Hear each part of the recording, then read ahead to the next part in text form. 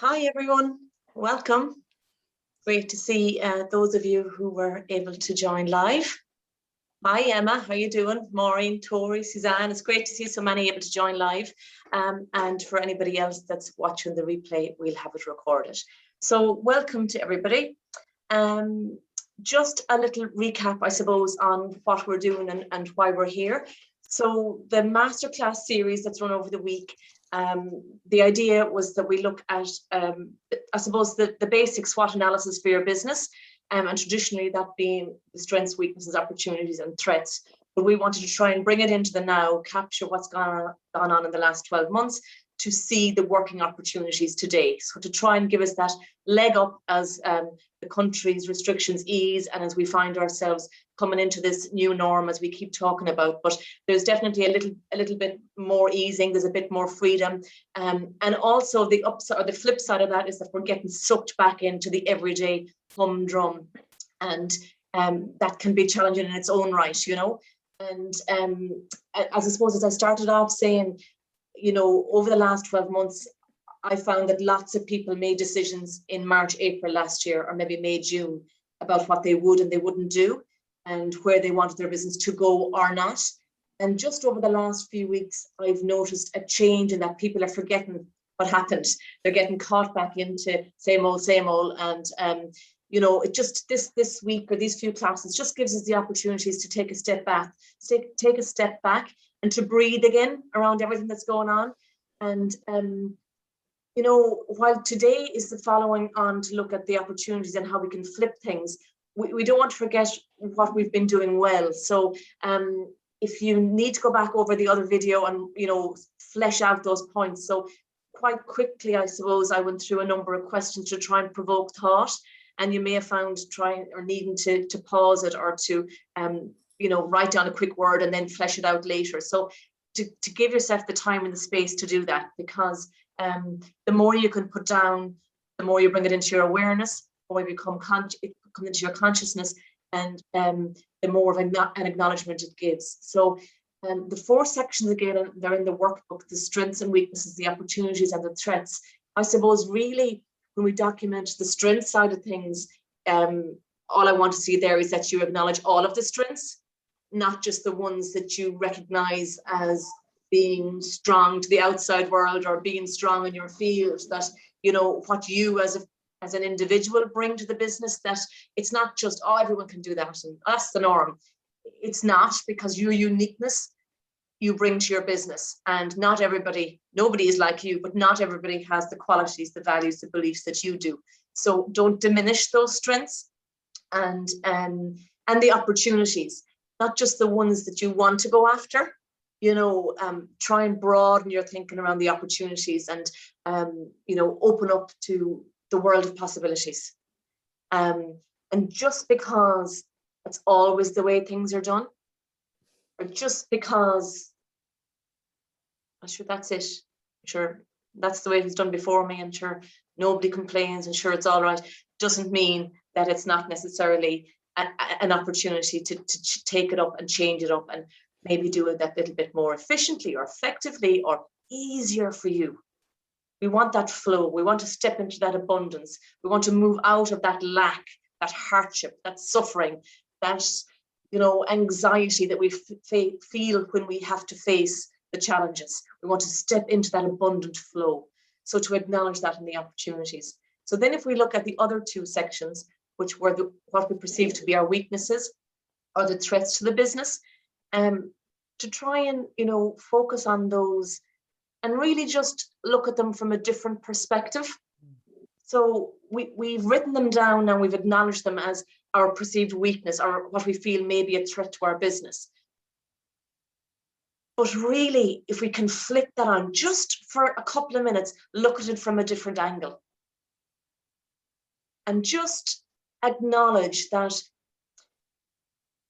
when we look at our strengths and our opportunities, that's easy for us, that's flow, we can do that, we don't think about that. But what we have written down in our weaknesses or our threats, that's somebody else's flow, that's somebody else's easy. So if there's something in there that's challenging or difficult, we all know, you know, your community knows, your broader sense of network, there's somebody in there that can support you through that. And really all we want to get to is a point where we're not standing in our own way.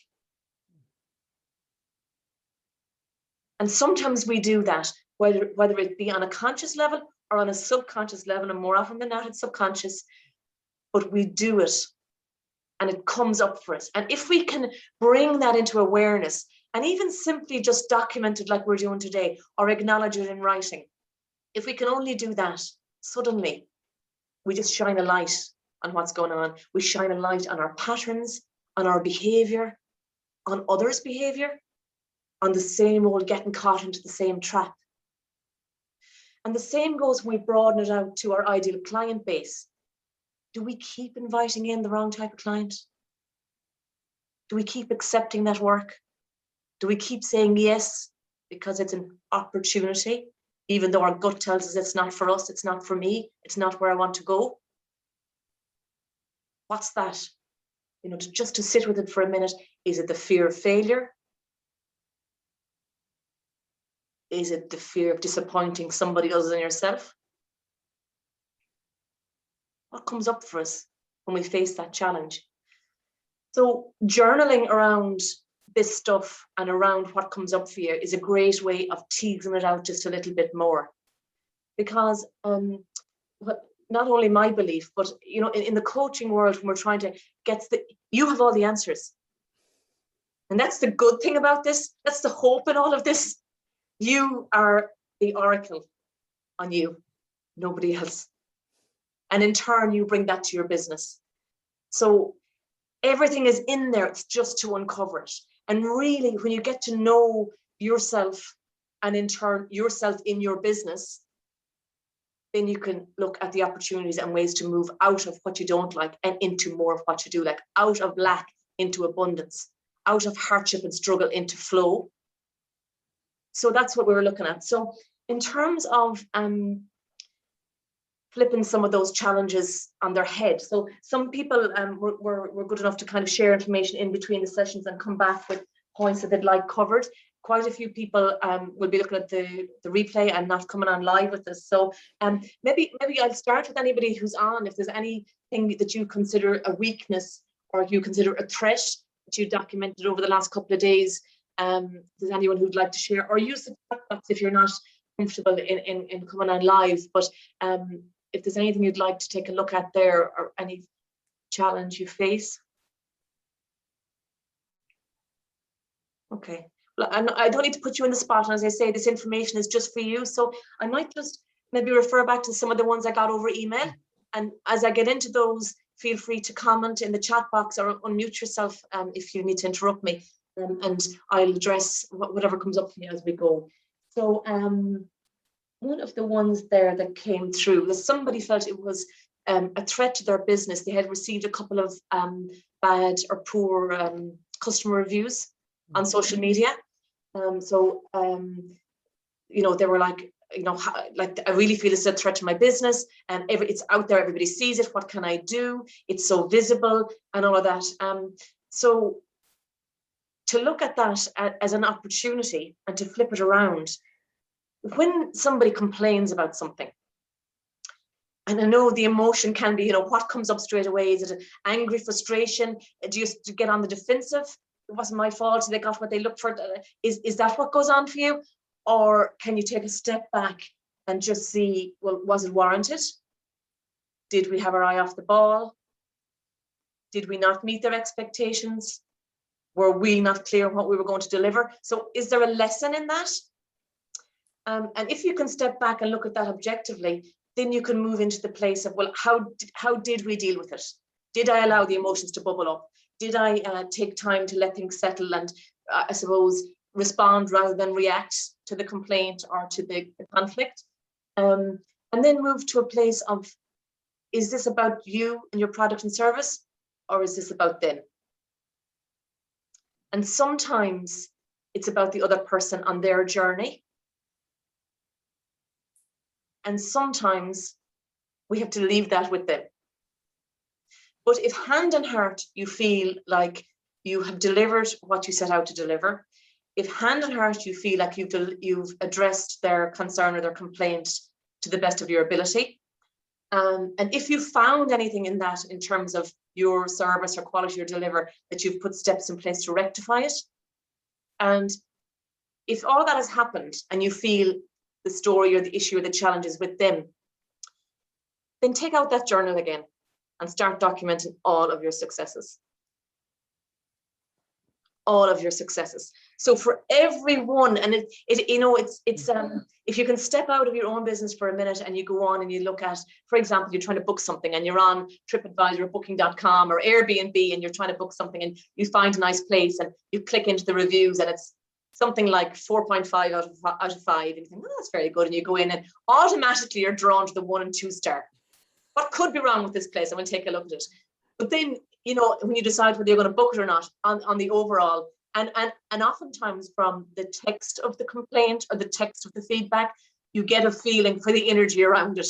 You get a feeling for if for example, nothing, if you were in the top 5-star hotels, the person wasn't going to be happy, let alone in your 3-star B&B and the coast of Kerry, So you get a feel for it, and it's on that feeling. So coming back to yourself, if you have you've only got 1 or 2 reviews and they're poor, then you need to reach out to your good existing customer base and ask them for their feedback, because all of these things are averaged. All of these things balance out. So for every 1 negative, we want 5 plus. They talk about the level of happiness. For every 1 thing that makes you unhappy, I think it's nearly 7 or 8 times you need to get to balance, to counteract that unhappy moment with the happiness. So that's how you would flip it, look at it, step back from it, and then address it if it needs to. I would never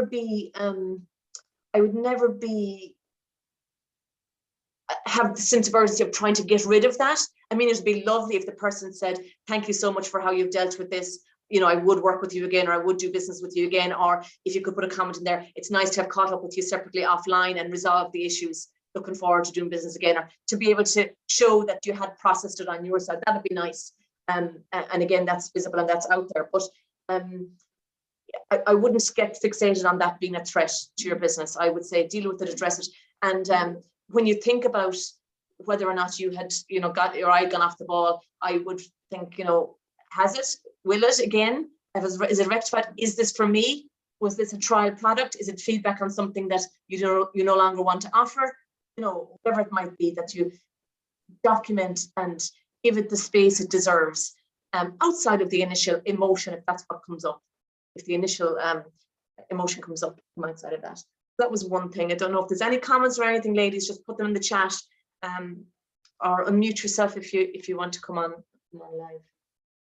Yeah, Maura, sorry, just the whole thing on the perspective, gaining perspective. I mean, that's obviously a very useful thing to be able to do. And you're absolutely right. Like when you get caught up in the moment, like I know myself, when I get caught up in the moment and I see something comes in and it's not what I would like to have been said about me or whatever, there is that point you have to kind of catch yourself, like, and it is really around how you look at things. And I suppose just to say, it actually takes an effort. It doesn't just happen. You have to kind of go, take a breath nearly, and step back away from stuff. And then, as you say, go through the thing, but that whole perspective, that even like that simple thing of being able to look at somebody from like a different side of their face. That's a different perspective on somebody. And so when it comes to reviews or, stuff not working or whatever,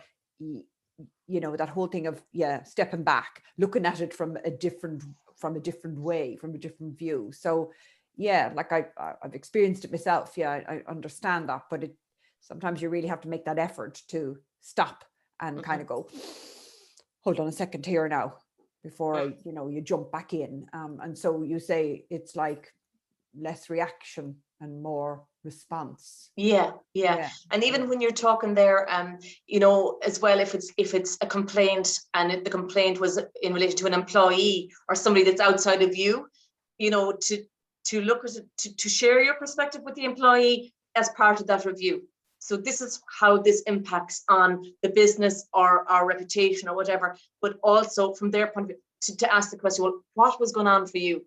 What's your take on this? Not, I suppose, to really go with the, you know, it's all about me and all about my business, but what was going on for you? Just give them a chance to say, look, I did drop the ball, or that it's a safe environment to acknowledge mistakes, because it's easy to defend a team member or your product or service when you know it to be the case, but you need that trust. So if there's a third party involved, just to take that perspective also into account when you're moving on those things.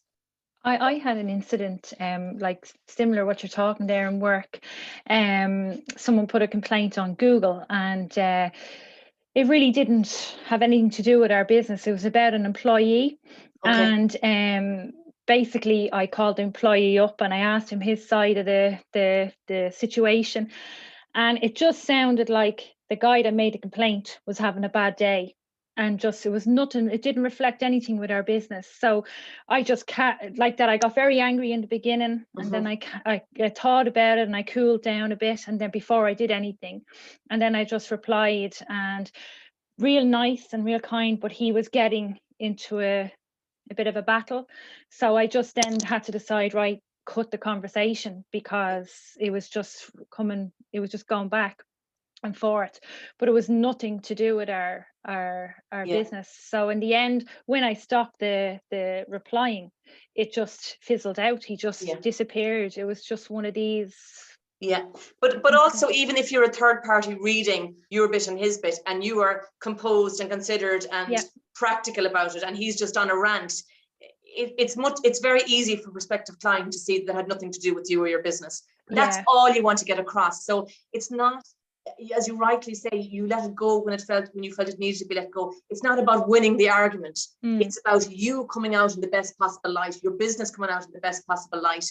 And even if it's there and it's there forever, it won't impact your future customers. So that's as much as any of us can do. Well, from that then I said, right, okay, there was one bad review, and then I got on to our clients and I said, can you put up reviews?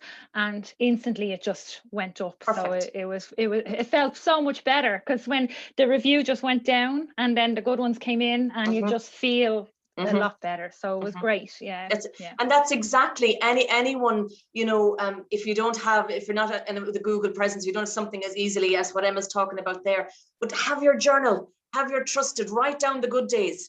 When someone rings up and says, like this morning we were on a call and somebody said, I love this group, like that just feeds your soul. That means you're on the right track, you know, and it's those days that keep you going on the days that you're challenged. So to try and to keep, so that's really good. Thanks for sharing, Emma. The next one I want to look at or think about, somebody has said technology. So those of us who feel that it's a weakness or that it is a threat to the business, well, firstly, I suppose in relation to it being a threat to the business, their concern was that the online presence, and they couldn't go online. Okay, so I suppose there's a whole piece there to step back and see, well, you know, is your market big enough to sustain your business as it is? You know, do you need to grow with the times? You know, can you ring fence it as what it is, and are you okay and comfortable with that? If you do need to broaden your awareness or broaden your audience, and technology is a part of that or part to play, what do you need to overcome that challenge? So the first question I'd like to ask, pulling out the journal, is what if it wasn't a challenge? What if technology was easy? Then what would that mean to your business? Because when I started off talking about you know, this lack and hardship and struggle that we feel in the stuff that challenges us, that is somebody else's flow. That is somebody else's easy. What could take you 2 or 3 or 4 days to do on your website is somebody else's 30 minutes. And as small business owners, sometimes we feel we have to do everything. Now, yes, we might have people around us who ask us, and customers and clients and employees that come and expect us to do everything. but that's our choice. And to pull that back in and to step into that power of the choice being ours. And even if you bring it down to a very practical level, I need to do 3 tasks around this piece of technology. I know how to do one, I have half an idea how to do the second one, and I have no idea how to do the third one. Reach out. Reach out to your network, to your support, to your community. And that's why the sense of community as a small business owner is so, so, so important. Because even within the number of us that are on live here, not to mind the people who are watching the replay, our networks are so diverse that even just asking the question in that support network, somebody somewhere will have the resource or the help that you require if they can't do it themselves. And technology and that being a challenge, sometimes it's just a mindset. Like it's not actually the technology that's the problem, it's something underneath it. So is it change? Is it learning? Is it stepping into something new? Is it I tried something once and it failed and I'm never going to put myself in that position again? So it isn't really the technology that's the problem, because the technology works. It's really our perceived struggle in getting it to do what we want to do. And sometimes it all just feels too much. But if you can actually break down what you're trying to do and think about how you want to leverage technology for your business, and you think about how my business would be, what it would look like if technology wasn't an issue. Would there be flow? Or would the next challenge be something else? Would the next challenge be, what else has come up there? Boundaries. Would the next challenge be my staff, my family, my partner, my whatever doesn't respect my time or my effort or my energy, or is it what's the next thing? Or is it really technology? So by getting in a little bit deeper into it, you can identify and pull what's there. Now, this particular person that was talking about technology, when I kind of probed a little bit further, they were just saying that they struggle with the knowing, they struggle with, and actually what they didn't realize when we talked about it a little bit more was that nearly everything you want to do, they thought the cost was going to be just so enormous, they didn't have that cost to spend, or they felt they couldn't justify the cost. So there is something out there for everything you want to do at a free level. So all of the things, and I'd be surprised if you come up with something that you want to do that there isn't a free version available. They all start with a basic free version. It's a hook to get you in, and then suddenly you realize you want a specialized feature, you want something a little bit more, and suddenly you're on either a subscription or a license fee. And that's their business model. But it doesn't stop you from getting beyond that initial challenge of stepping into that space or leveraging the technology to deliver what you want to deliver. So any of you on the call have anything to offer around that, or have you noticed that come up for you as a weakness or as a threat? Does it stop you in any way? You can use the chat or unmute yourself. I mean, that me and technology have had a love-hate relationship. But one thing you mentioned and is very pertinent is that outsourcing it to get somebody who it is their flow, their love. And I have to say I made the best decision, I'd say now it's a couple of months ago now, to look for somebody who could update my website without me killing myself, without me spending endless hours on the back end of it. Sort of been able to do it, but not really been able to do it. I'm not sure then around the other side of it. And I just put it out to a few people. Did they know, or could they recommend anybody that might be interested in somebody like me, a small business? And it was amazing. Somebody came back and said, Suzanne, I have the very girl for you. And wow, were they right. And the freedom. So now if stuff comes up around the website or updating or anything, I just email her. And she's very, it is cost effective, and even the simple things, and I think I've shared this before, Maura, with you, is that whole thing of even when people go onto my website, the fact that you can sign up for for something. Now, I never had that sign up form. The number of people I've had since I have put, or she put that on, I'm only realizing how much I've been missing. I kind of smiled to myself saying, geez, do people just pass my website by and never bothered to sign up for any of my meditations or my coaching or anything else? So I have to say there's huge value in getting somebody whose area of expertise is not your area of expertise. And really, you know, so then you move technology, as you say, you move it out of, that's not an issue then. So now the issue is I just have to keep content going. So that's my issue now. Keep going. You've got to keep up and put the stuff up, Suzanne. So there's a huge value in looking outside yourself for something that, yeah, I could do, but it could take me a week to eventually get there. And is that my time well spent?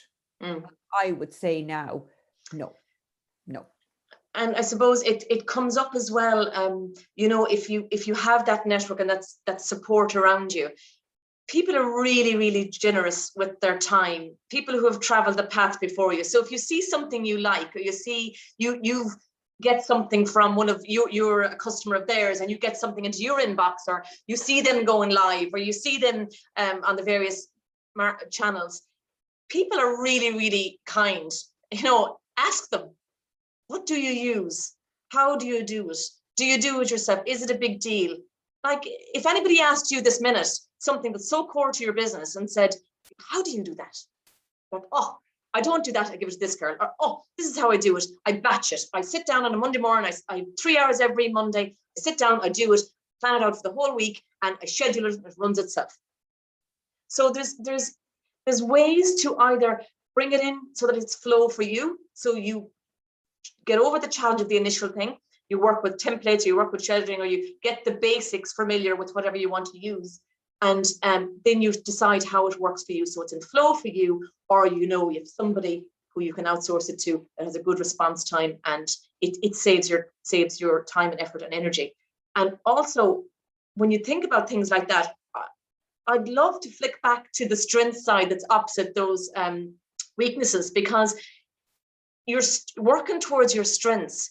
That might be where your time and your energy is best spent to serve the business. Or you can weigh it out, you know, look at the trade-off in it. You know, if you have an hourly rate for whatever you do, or you have a regular product that sells for €100, and you're saying, God, and you deliver that session over, let's say you have some kind of a one-to-one offering, and it's €100 a session, and 1 hour with one client would cover the cost of doing all that. So, you know, a half day, 2 days, 3 days, and we do just, time just goes if you're challenged by something into trying to get it to work. So 1 hour with a new client, and if this was in place, how many more new clients would you get? So it's a trade-off. So don't be afraid to reach out on that. The other thing I want to say about, well, on all of them, I suppose, we'll get to that. If there's any questions, again, ladies, unmute yourselves or put it in the chat box. The other one, and I'm conscious of time as well, but the other one that I wanted to talk about, or that somebody emailed me around, was visibility and being visible in your business, and people being able to find you. You think it's fairly straightforward. You think if you're if you know you're looking for, I don't know, a hairdresser in Galway City, you know, stick in the hairdresser Galway City, even if you have her first name, something will or should come up. But could the same be said for your own business? You know, could the same be said for your own business? If it could, great. The next step to that is that people buy from people. Am I going to see you? Am I going to be able to recognize you? And am I going to be able to connect with you? See if, I suppose, in my business, or in Suzanne's, in terms of coaching, you know, we would always do a kind of a check-in, or a sanity check, or a discovery call, or connection with people, because if the trust isn't there, it's very difficult to move forward in a relationship or a service like that. You know, you will always, as human beings on a journey of growth, you're always going to be challenged. And so when somebody challenges you, if you don't feel safe in that space, or you don't trust that space, it's very difficult to grow and to move forward and to share and to be vulnerable. So if we meet for that cup of coffee or whatever, and you're not feeling it as a coach, and you don't get their feeling it as a coachee, then they're not your client. So, you know, and of course it's nice if you're in a position where you can make that decision and you can attract your tribe and your ideal client, and that you don't feel you're grasping at everything as an opportunity, because they're not all right for you. And sometimes we enter into, that's how we learn. Our gut tells us no, and our heart or our money or our wallet tells us yes, and we go and we do it, and we know it wasn't right for us or for them, and it's difficult, and you're back again into that place of lack and no flow, and everything is stifled. So to rely on that and to think about that and to you know, connect. Really, you have to connect. But if somebody's going to connect with you, you have to be able to look you in the eye, whether it be on your website, on your social media channels, when they meet with you, or over Zoom. You know, there has to be a real person, and your uniqueness is what brings that connection to the person. So please don't undermine, you know, don't undervalue that. Like, you are you, and what you bring is phenomenal. And the transformation you offer people, you don't offer a product or a service, you take away that headache, you ease that challenge, you transform in whatever way your service and your product is delivered. And that's what that's what they want to get when they get you. So that piece about being visible, I would say start small. I would say push yourself just to the edge of your comfort zone, get the support around you, and take one more small step. One more small step. Because even with one small step, the view has changed, the perspective has changed, the whole landscape has changed. So, you know, if you move into this and it feels like overwhelming, it feels like, oh, I'm so crap at this and I've so much to do with this, I'm so far behind that. If you start to move into that negative thinking and negative mindset, or that kind of hamster wheel, and it's continuous, then just try and take your step back, stop yourself, whether it be thrashing it out with somebody, you know, looking at your support network as how you would be supporting that, or pulling out your journal and writing down, even if you feel like it's a dump, even if you feel like you're just dumping stuff on paper, then dump it. Because when you leave it behind and you take a walk, or you connect with nature, or you do whatever you do for self-care for you, and you come back to it, it's a completely different view, but you can still see what came up for you. You can still see perhaps patterns, or, you know, like overwhelm around something. When you look at it again, you're like, really? I know Mary or Josephine or whoever can help me with that, or can get me over that challenge, or they've done it, or, you know, you see it kind of a different way. So don't underestimate the power of getting it down on paper. If you do have a support network or a community, you know, that's your space. It's always two-way. So what you look for in support, you will give to somebody else, because your flow, you're easy, you will give with that. But just make sure that when you need that support, you can step in, you can say, hey, I'm trying to do this, I did this, I'm midway through it, I need support, whatever you need, because people are very generous with their time and effort, or what they've done. If they've traveled the path before you, they're very comfortable and generous with sharing the pitfalls and the successes. So rely on that. Any of that resonating or coming up with any of you want to share around it? Suzanne, do you want to add to that? Mute myself. No, that whole thing, I suppose, of support, I found that invaluable. I've said that before, that whole thing of, especially when you work in a small business, it can be very lonely, and needing that opportunity to voice it out, to share, to check it out, even sometimes saying it out, Mm-hmm. the sound of it, sometimes an idea or something. It's just even putting it out there. You think, okay, how does that sound? And even if nobody else around you says anything, the fact that you actually put it out there, I think also has great power. So testing something and then testing how it sounds to you, how it feels to you.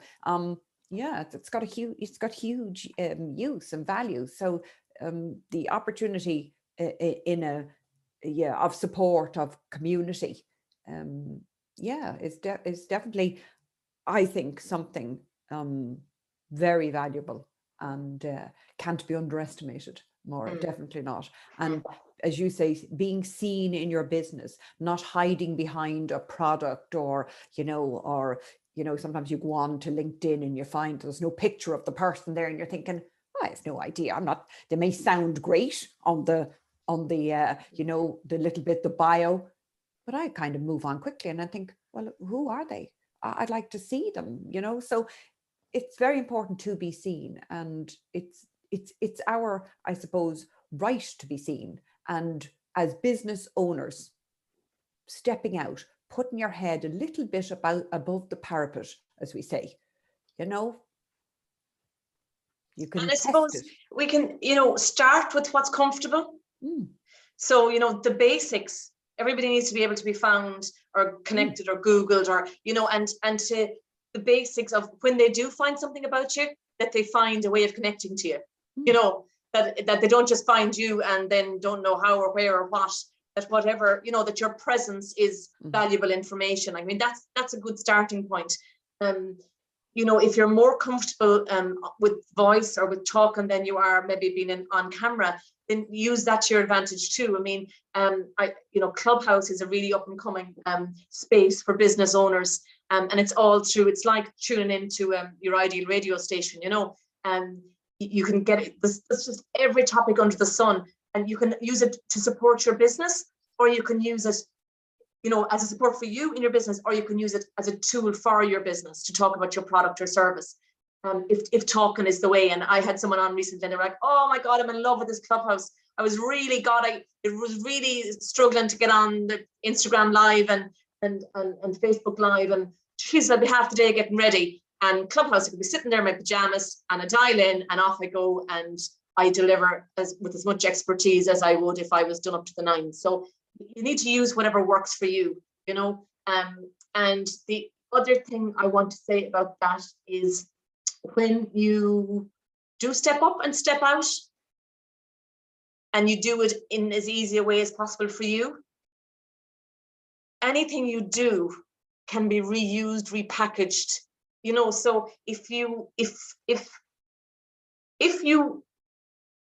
need perfection or what you perceive to be perfection, and if you can only put yourself out there on a video by doing it 20 times over until you're happy, if that's where you start, then that's okay. Start with that. You can use and reuse that material, or do it in batches or bite sizes. You can pick and choose what you want. And if if that's as much as you can get beyond your comfort zone, and you realize that that's a safe space and that nobody came back and said, oh my God, what the hell was that figurine up behind your head, or whatever it is that allows you to build confidence in that space, or that people come back and say, oh, really useful tips. There was a girl I was watching recently, and I knew she struggled with this behind the scenes, and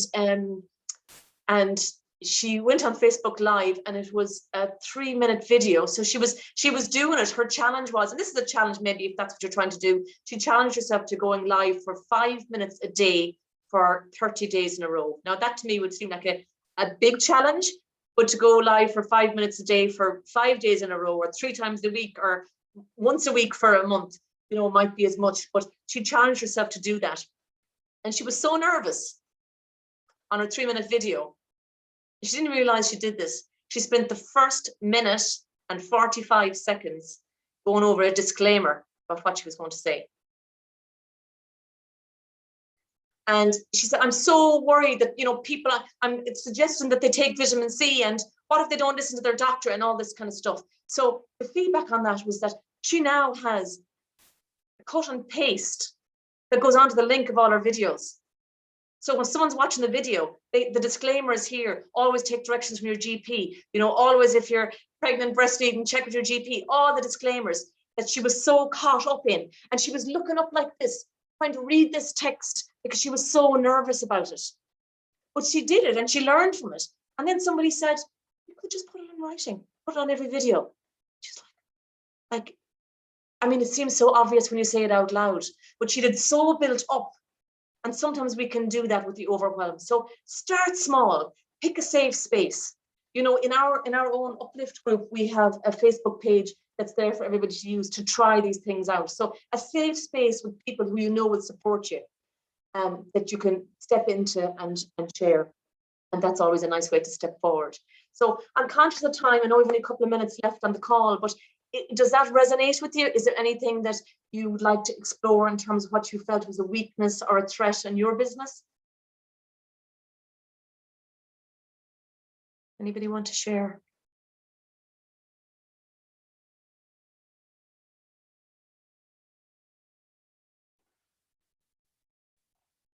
No, all okay. I think, Emma, you're talking there, you're on mute. I think one of my weaknesses, like a fear of failure. So I'm trying to overcome that with the business. So yeah, it's just trying to get through that myself and understand, and you know, just to take the next step. And I think that's always halts me, is the fear of going forward. So I'm trying to currently work on that at the moment. So yeah. And what is that failure? What is it? Is it the business to collapse? Is it for employees not to have jobs? Is it for you not to have? It's a bit of everything, but it's a family business. So it's, Okay. I suppose it's like letting my father down and the family, because my brother and sister work with me as well. Okay. So it's just keeping everyone working and to keep the business going for my father. But that's just where I'm at the moment. So it's just trying to work through it. Yeah. And I suppose, only from what you've said there seems to be an opportunity to share that fear because there's more people involved. So, you know, even to be able to thrash that out as a group, you know, to share that burden and overcome the challenge, you know, because, you know, are the expectations the same on everybody else you mentioned there? Or, you know, do they feel that fear? Do they not? Are they saying, oh, sure, we're only going to do this for 5 years anyway. Who you want onto it for? You know, to just get to flesh it out a little bit more to see, is it unfounded? Is it founded? You know, what are the challenges and what can we narrow down that fear to be? Yeah. That'd be good. Okay. Mm-hmm. Anything else that's come up for? You're welcome. Anything else that's come up for anybody? No. Okay. Anybody else want to share anything before I close it down? No. Okay. Well, look, as I said, for anybody live, thank you very much. And anybody coming in to watch the replay, take time with this, schedule a little bit of space to give yourself, you know, get into your own space, representing your business, and get out that journal. I mean, I can't stress it enough. Even as Suzanne said, saying it out loud, getting it down on paper, it really does help to untangle it just a little bit and help you take that a different view and that different perspective. So we've looked at the SWOT analysis on the first one. Today we've looked at the flipping those weaknesses and threats into opportunities as well. And on our final one on Friday, we will look at the next step. So what those actions might be. So just teasing out a little bit more of that. So if anything comes up, either on the replay or in between sessions, feel free to comment on the material or send me back messages through social media, and we'll be happy to address them. But if you want to share what you're trying to get through, and then final call, we'll talk about that next little step.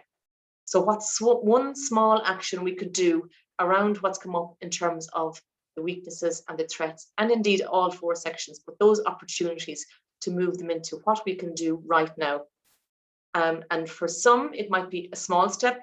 For some, it might be small effort for a big step, but we'll talk about what they might be do. So at the end of Friday, you should have an action-oriented list that shouldn't be overwhelming. and should be doable and should be achievable and should bring significant change to you and your mindset and your business. So that's my wish for you. So if nobody has anything else to add, we'll leave it there for now. And I look forward to connecting with you all again on Friday. Thank you so much for attending. Thank you. Thanks. Bye.